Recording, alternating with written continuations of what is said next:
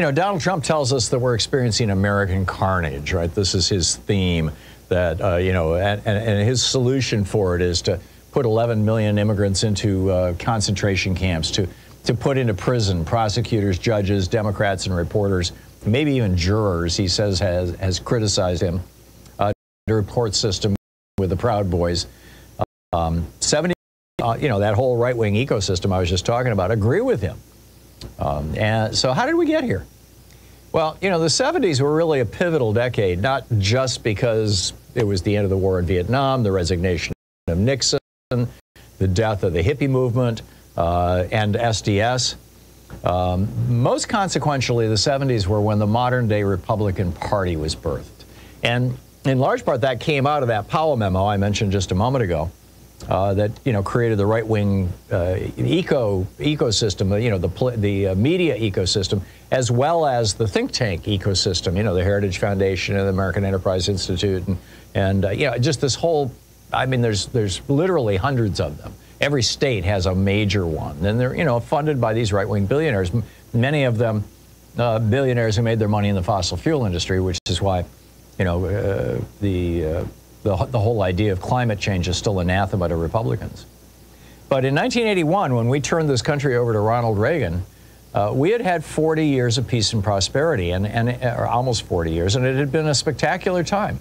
Both Franklin Roosevelt, Harry Truman, and Dwight Eisenhower, two Democrats and a Republican, built modern state-of-the-art public labs, schools, public hospitals across the nation, nearly free college, trade school, research support, enforcement of antitrust laws so that you had small businesses. Back before visited your local mall, 8 out of 10 of the stores there were locally owned stores. If you walk through your downtown area, most of your businesses were locally owned. You know, now none of that is the case because of Reaganism, because, you know, Reagan's embrace of neoliberalism, and it's all gone. I mean, when Reagan came into office, 2/3 of us were in the middle class. Now it's 47% of us. I mean, you know, so let's just say clearly what the Republicans how they lied to us and what the consequences were. They told us that if we just cut the top income tax rate down to 27%, that it would unleash the job creators. Well, no, what it did was it transferred $51 trillion from you and me into the money bins of the top 1%. Republicans told us if we just deregulated guns and let anybody own any gun they want and carry it anywhere they want, it would make America so much safer. And instead, we have school shootings, and the #1 cause of death among children in America, and only in America, of all other countries in the world, is bullets tearing their bodies apart. Republicans told us if we just ended sex ed in our schools and outlawed abortion, we'd go back to those happy good old days when every child was wanted and every marriage was perfect. Instead, we've ended up with epidemics of sexually transmitted diseases, unwanted pregnancies, and now, in state after state, a return to back alley abortions.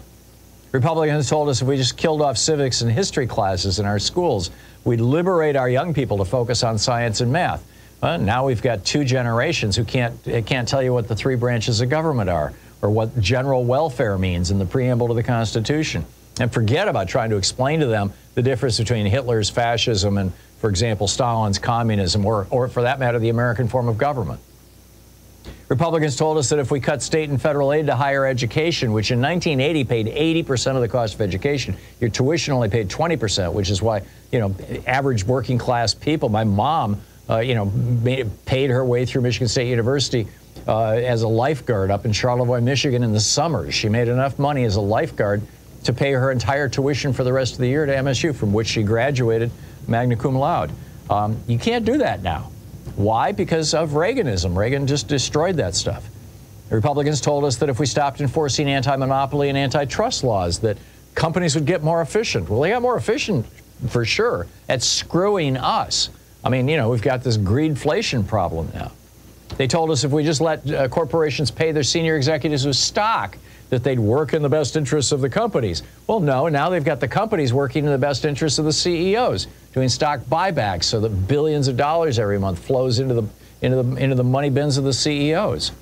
Republicans told us if we just let a handful of individual companies and billionaires buy most of our media, 1,000 flowers would bloom. Not so much. I mean, you know what's going on with that.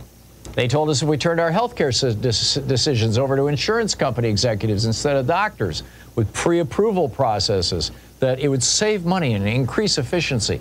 And instead, we got 500,000 medical bankruptcies in the United States last year. They said if we just got rid of our unions, the bosses of our companies would treat us better. Right, we saw how that worked out. They said if we just went with free trade, everything would be wonderful. No, it lost 60,000 factories. They told us global warming was a hoax, and now people are dying every week from weather-related events. And then, of course, the biggest GOP lie of them all, money is the same thing as free speech, and corporations are persons. I mean, so, and now we've got Trump saying, well, let's take the next big step, the next logical end of Reaganism, and just end democracy. And that's where we are now. It's time for us to, for America to say, we've had 43 years of the full Republican experience. We've had it, we get it, and we don't want it anymore. It's time to return to what worked, to what Franklin Roosevelt did and showed us how to do, and started the process. And not just Franklin, but Dwight Eisenhower as well. I'll be right back.